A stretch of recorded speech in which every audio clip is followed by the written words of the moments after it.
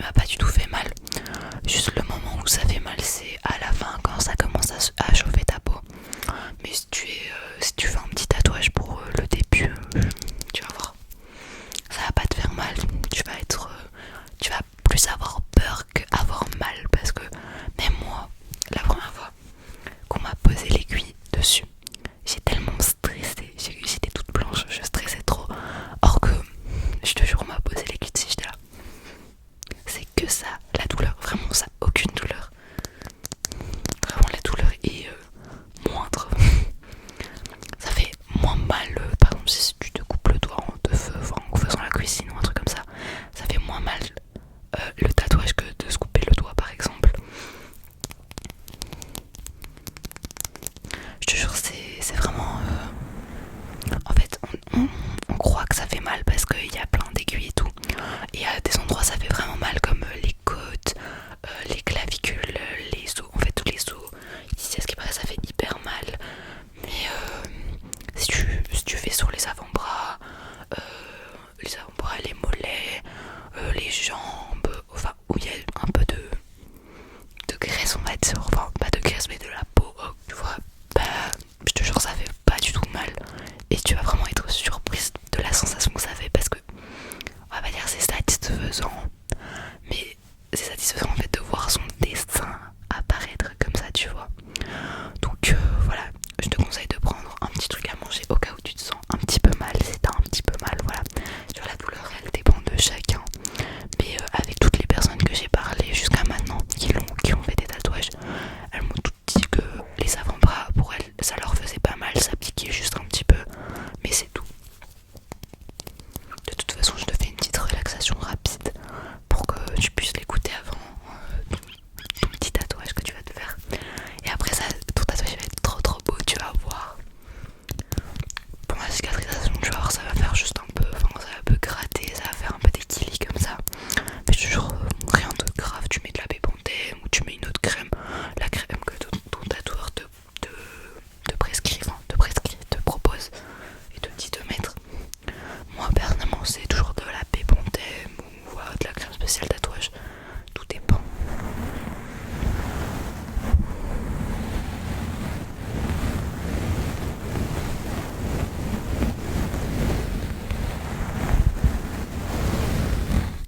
Tout dépend ce que le tatoueur te donne comme crème ou te dit d'aller acheter quoi.